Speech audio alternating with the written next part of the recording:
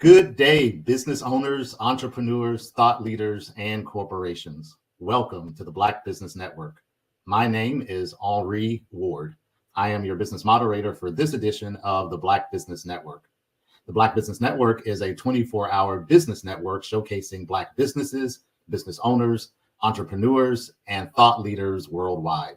We have speakers from North Carolina, London, Singapore, Africa, Japan, and all cities over the United States.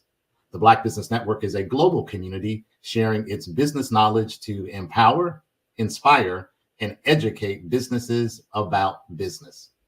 We will be hosting today a fireside chat with Dyniecia Barnes.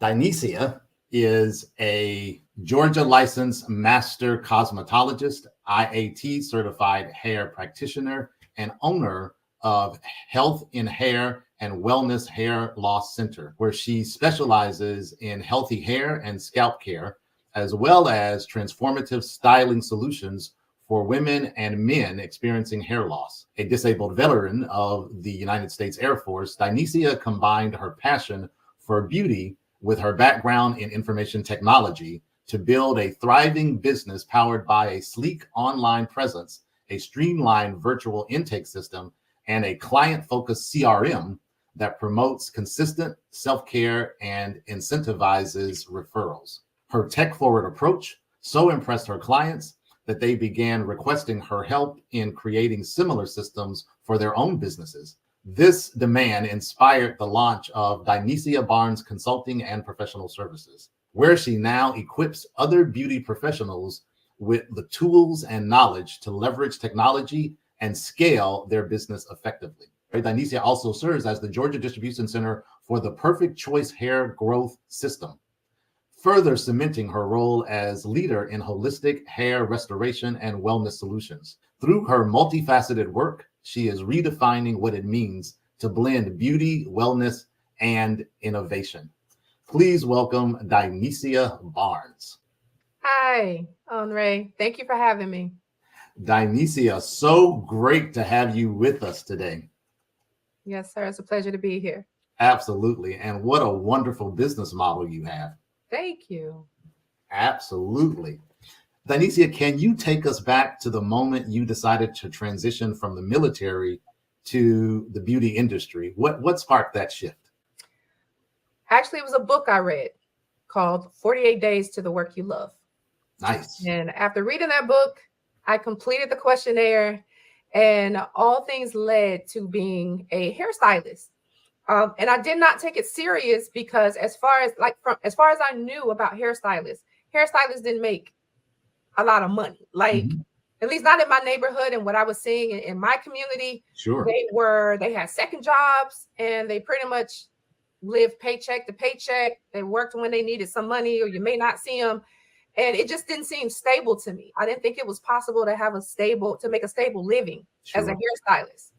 But all things pointed to it. All of the questions I answered, the survey, and something that happened that made me take that leap of faith of transitioning from really IT, because that's what I did in the military. Transitioning from IT into becoming a beauty professional is shortly after I completed that survey, I prayed. And I said, Lord, if this is for me, if this is what I'm supposed to do, make a way and I'll walk through the door, whatever doors you open. Sure. I am not exaggerating when I say maybe a month and a half later, I was notified by the VA that my GI Bill could be used for vocation school. Oh, awesome. I had just completed my degree programs and I had enough money left over to start cosmetology school now that the GI Bill was open to vocational school. So I did that and hit the ground running. That was all she wrote. That is phenomenal. And as someone who has an IT background myself, congratulations. Thank you. That is absolutely phenomenal that you were actually able to make that career shift. How did your experience in the Air Force shape your approach to business leadership and operations today? I used my technology background.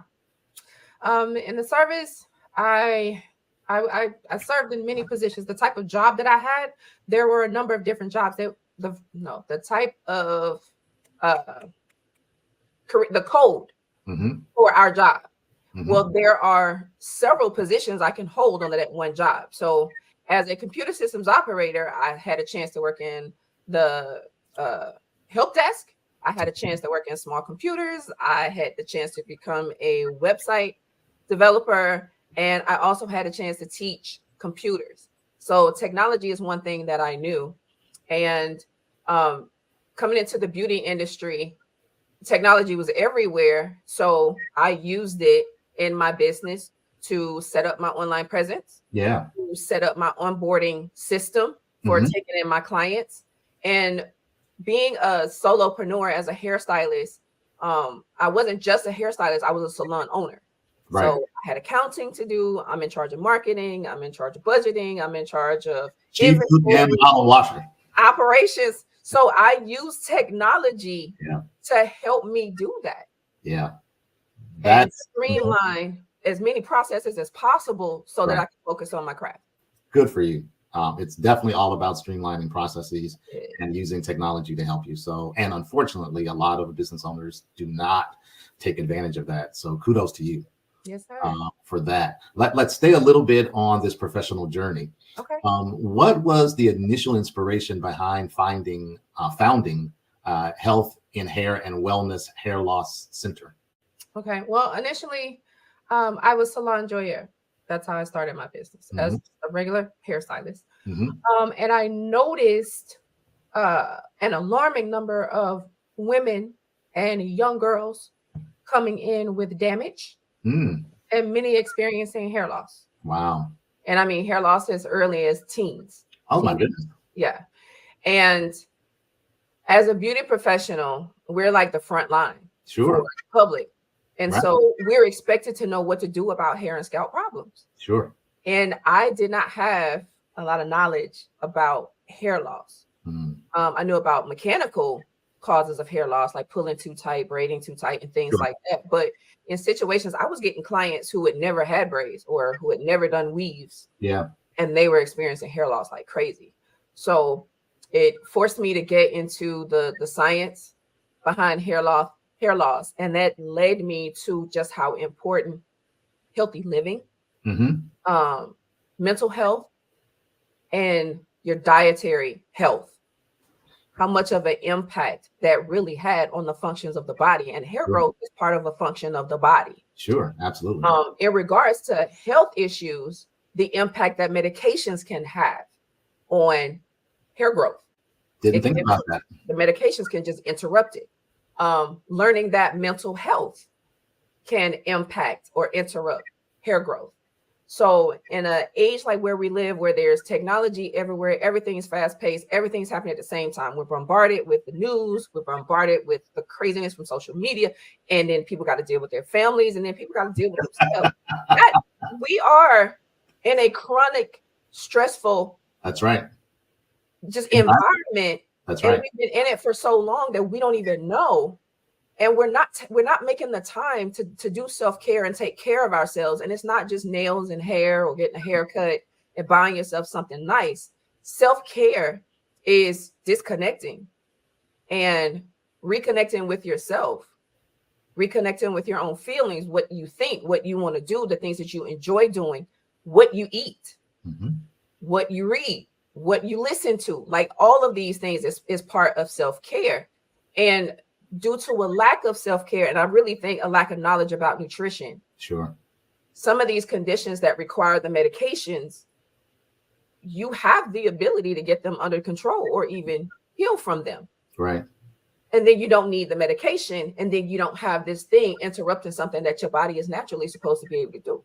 Exactly. So that's what led me to a health track. And I found myself like, it's not a program that I'm going to offer. It's not this separate thing that I want to keep separate from hairstyling. It's my approach to helping my clients, no matter how they come in or what they're dealing with. I now know your health comes first. I only get to deal with what your body produces. Right. After whatever you've exposed your body to or whatever you've put in your body. So it's more of I'm not a savior. I'm a team player. We're partners now in making this happen. In order for me to do my best for you, I need you to do your best for you. Absolutely. That it's wonderful that you're taking this holistic approach. Mm-hmm. Very unique in the industry that you play in. You know, as I'm sure you're aware, most people in that industry are just very focused, to your point, on the mechanics. Yes. Right. And training. Right. Right. The fact that you're taking a holistic approach from a nutrition perspective, from a mental health perspective, I think that's phenomenal. What does it mean to you personally and professionally to help clients experiencing hair loss reclaim their confidence? Because I'm sure, particularly for women, you know, confidence has a lot to do with the whole hair loss thing. Yes, it can have a huge effect on it. My approach is education. Mm-hmm. I believe you are capable of doing better when you know better. Mm-hmm. Doesn't always mean that you will. Right. And I believe in people taking steps in their own time, and they'll get there when they're ready. But as the beauty professional or the expert that they're coming to help them with it is to educate them. I am not a gatekeeper when it comes to knowledge. Nothing that I know is locked behind some chest that needs a secret code to get to. All of this information is available to them, and that is my way of helping them, is educating them and sharing my knowledge, and then encouraging them to put it into practice. But no matter what I do, I consistently do my job, and I do my job to the fullest and provide them with the best service, best care, and just come serve them with love. Yeah. And compassion and understanding. But I don't take no excuses either. Good for you. We don't play no games. Like, you know when you're gonna start. All right. You ain't start, since the last time I seen you, we ain't started. Today's a new day. What you gonna do tomorrow?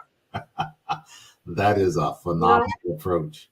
Let's pull on this healthcare awareness string a little bit. Okay. What are the most common misconceptions people have about hair loss and scalp health? That there's one cause and there's one solution. Talk a little bit about that. When they come and they ask me, can you tell me what's causing my hair loss? It's like they want me to tell them that magic problem that we're going to fix, and then here's this magic solution that's going to solve it. And that's usually never the case. Mm-hmm. It's usually a combination of stress, diet. It can be products if you're using toxic products. Yeah. Mechanics, what you're doing to the hair, mm-hmm. the tools you're using on the hair.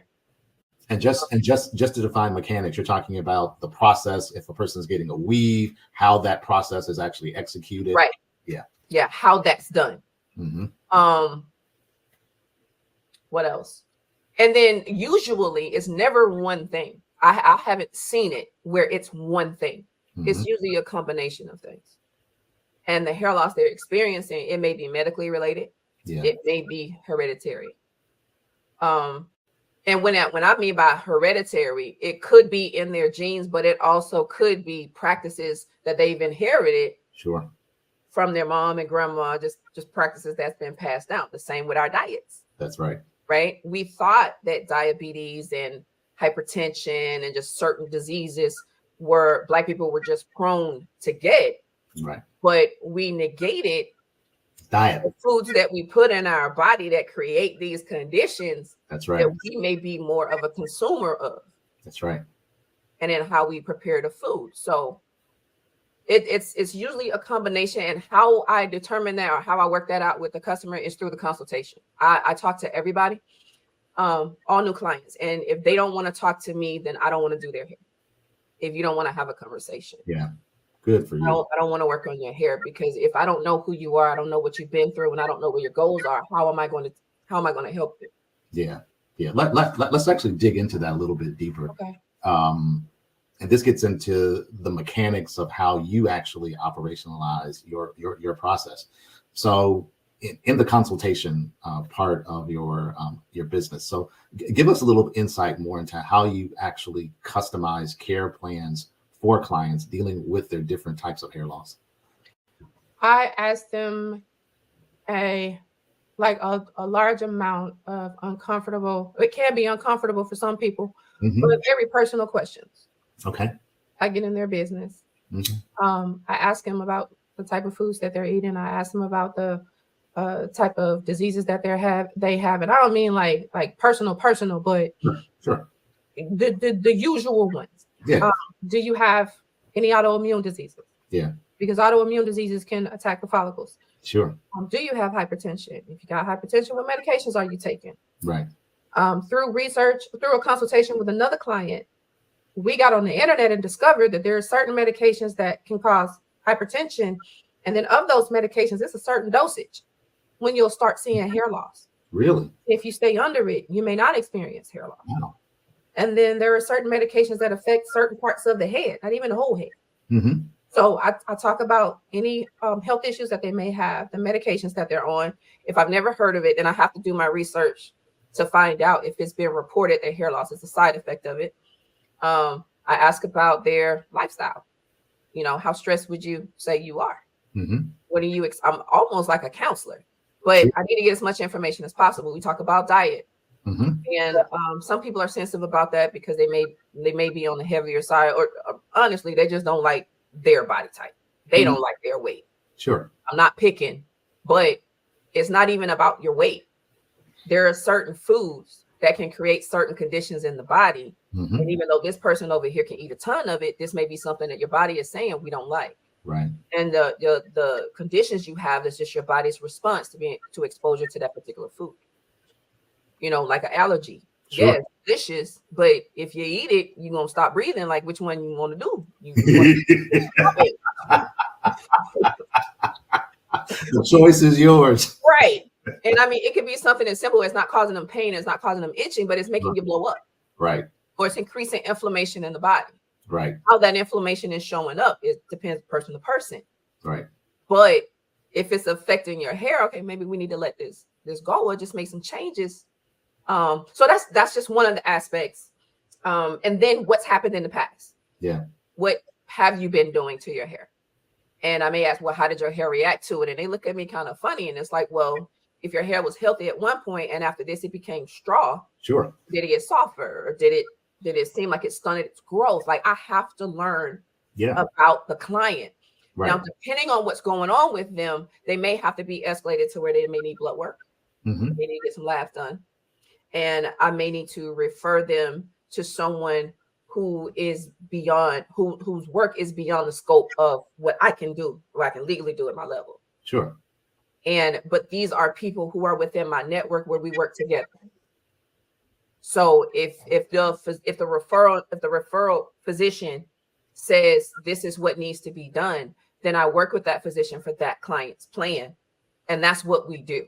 Yes. And during the course of that treatment, I log their process with pictures, because I can't remember everybody. I can't, I'm not. And then, no, I don't know what it looked like a month ago. So we take pictures and they're logged into their profile. So I have a little CRM where I can track all that information, and it keeps their pictures together. And I do a collage. We do side by side. I'm not going to tell you what I think it looked like. We're going to look at it together so that we both see the same thing. And then if we need to pivot, we pivot. And if you're seeing the progress that you want to see, we're going to stay the course. And after that point, we reassess and decide how we're going to move forward. So like maybe during the treatment, there are certain things that they could not do, certain services, ways of styling their hair they could not do. Moving forward, we may be able to explore those because your hair and your scalp are in a healthier place and it can support what we're doing. Exactly. That is such a holistic, integrated way of looking at healthcare. Extremely unique. I have not heard anyone taking this holistic approach to healthcare, to hair care, and healthcare. Yeah. So, and we're gonna go a little deeper on the technology side and customer relationship management systems, CRM systems. But before we go there, tell us first of all what IAT is, and then tell us how has your IAT certification elevated your understanding and credibility in the field of trichology? Okay. So IAT is the International Association of Trichology. I took their hair practitioner class And I think the name of it is really weird, but it doesn't just focus on hair loss. There are actual conditions that the hair itself can have. And taking that course exposed me to things that I had never heard of in cosmetology school. And with cosmetology school, there's no way we could cover all of that, plus all the aspects that's required. Can you give us a few examples of some things that you found out during this coursework that you didn't learn in cosmetology school?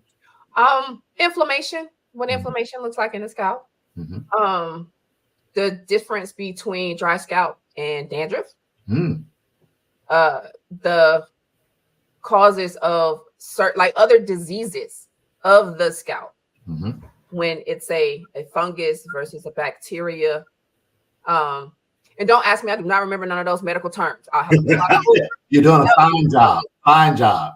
Okay. So, but they were able to provide like pictures of what this looked like from real case studies and not drawings.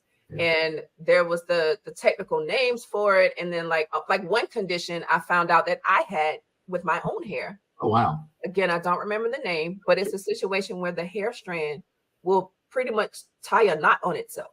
Oh, wow. And I thought it was so weird. When I would find them, I would just cut them. I never Googled it. Sure. But during that course is where I learned what was going on with my hair and why it was doing that, and that it was an actual condition of the hair. Wow. You know, there's miniaturization. Many women ask me, you know, my hair was so thick and coarse when I was young, and now that I'm older, it's so thin and fine. Where there was a segment of the course that we covered where they showed a hair strand magnified, and it actually showed where the hair strand was thick and then it got really skinny and then it got wide again, and it got skinny again. And those are kind of like indications where, you know how people, I don't know what they're called, arbor somebodies, but you know how they can read the rings of a tree. Yeah, right. To determine what happened to that tree. Right. Well, it was possible to look at the strand of the hair to kind of get an idea of what was going on at different periods. You know, and even when I'm styling someone's hair, I analyze their hair as a whole. And I comb it out and I look through it, and I can tell that certain things happened at certain points. Sure. You know, and then that gives me more questions to ask the client. Like, they may not be aware that just how much information their hair is telling them. Yeah. If they knew what they were looking at. Exactly. So unique. Yeah. IAT helped me just to arm me with these tools so I have a better idea of what I'm looking at and what I'm dealing with. It's only so much that I can do at my level before I'm crossing the legal line. Sure. So it gave me a better idea of exactly what professional I need to refer my client to. I was just able to better help them and better guide them through achieving their hair goals. That is, I keep saying the word phenomenal, but what you're doing is phenomenal.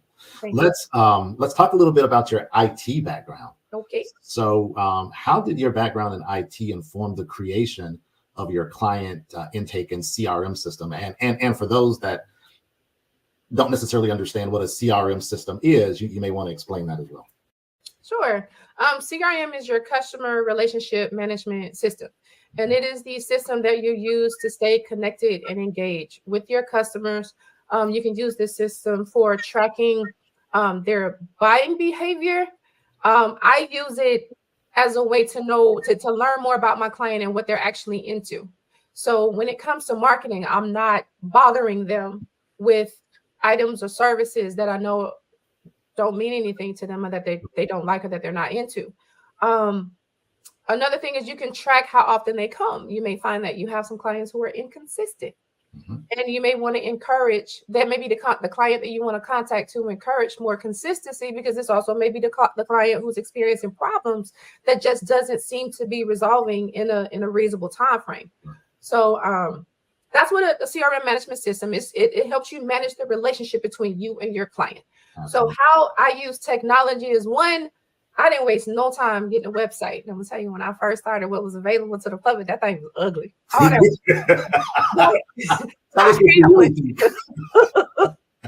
Oh, and then, but I'm the type of person that, like, here's what I have. What's out there that can help me do this better or make this better? And then I went to Wix, and then I went to Actually, I've done several websites, but it was a building process. Mm-hmm. The key is to start, like we talked about earlier, just start. Right. So there was the website, and then I learned I was using a whole lot of paper, all these forms and everything, and then I learned that there were ways for people to submit like these online forms. Yeah, they were easy to create. So you, the IT professional, were using a lot of paper. I was killing a whole lot of trees. So I started putting that stuff into the online form. Yeah. You know, the one where you can take intake forms, they can complete surveys, you can create an order form for yourself. So I added the form to the process. So once they get into the site, to streamline coming in, I added the intake form. Mm-hmm. Another thing was the booking site, because one thing that I do is when I'm working on a client, I'm not on my phone all the time. Mm-hmm. I may not take the phone call. Sure. More than likely, I'm not taking a phone call. Sure, right. If we're doing a chemical service, I'm definitely not taking a phone call. I ain't finna tell, like, my stuff costs too much. I'm not finna mess that up with no chemicals. Right. So I would be missing opportunities to meet new clients. Mm-hmm. So that's where the booking system came from.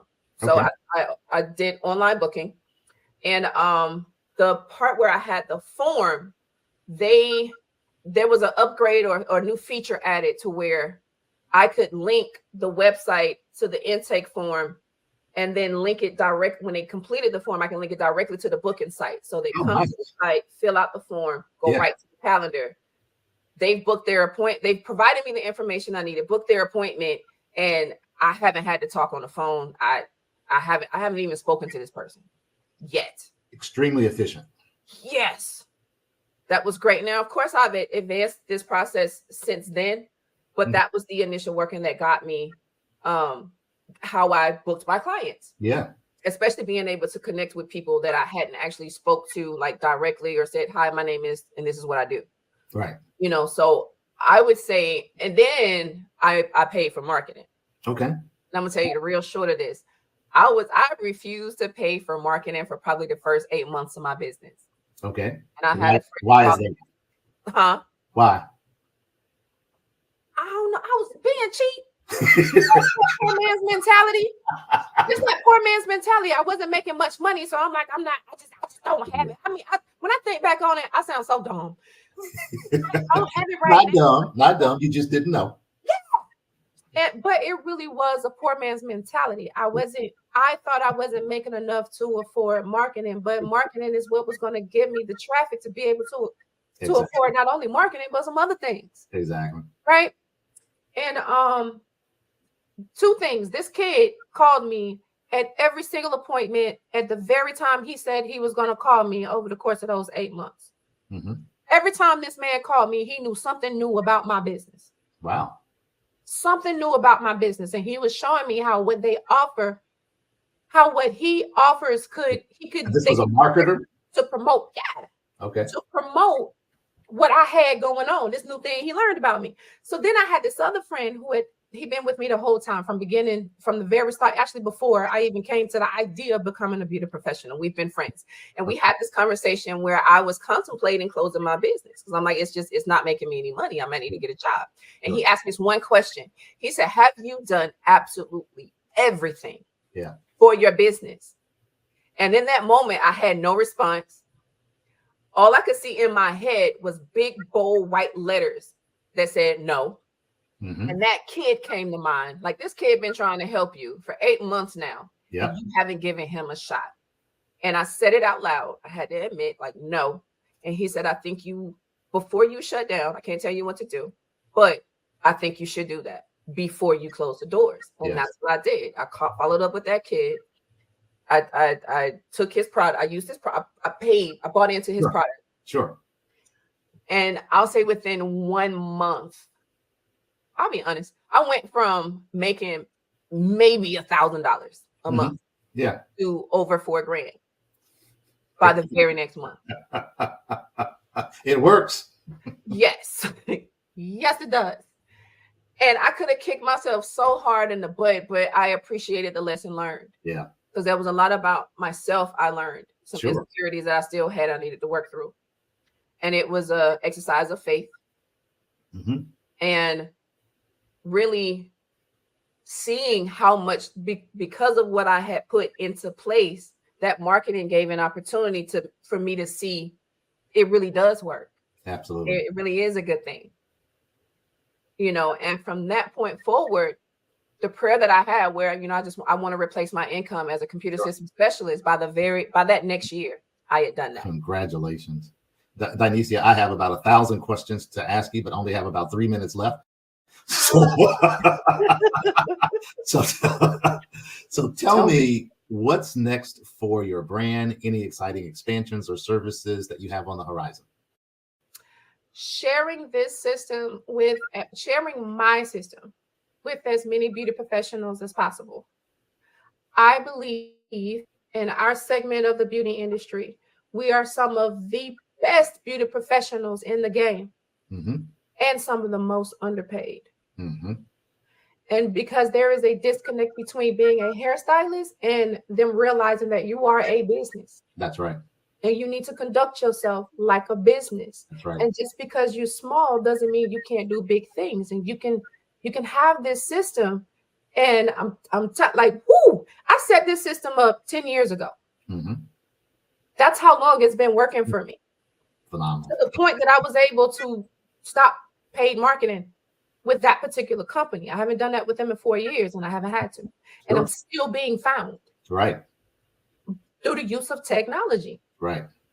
And that's what's on the horizon, is helping as many beauty professionals as possible in my industry do the same thing for their business. Excellent. What's one piece of advice you wish you had when you were first starting your entrepreneurial journey? One piece of advice: study marketing. It don't matter what skill set you have. It doesn't matter how good you are at it. If people don't know, that's right. Study marketing. Learn as much as you can about it. Awesome piece of advice. For aspiring beauty entrepreneurs, what's the most important mindset shift they need to make to be successful? Just do it. I'm serious. Yeah. Just do it. Yeah. Be okay being wrong. It's okay to fail. Right. As long as you take the lesson. But just do it. Don't make up in your head what will succeed and what will fail. Find out. Absolutely. And it's okay to say, I don't know. Do your research. Don't be scared to read. I don't care if you don't like reading, it's necessary.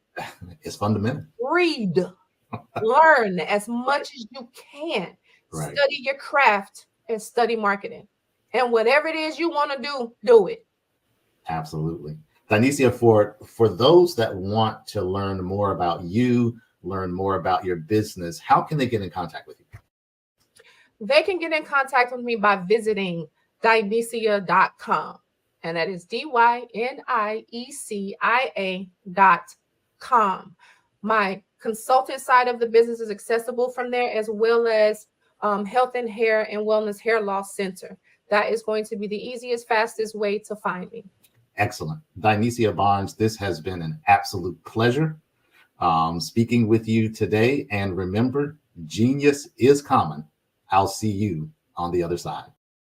We sure will. Y'all have a wonderful day. You too.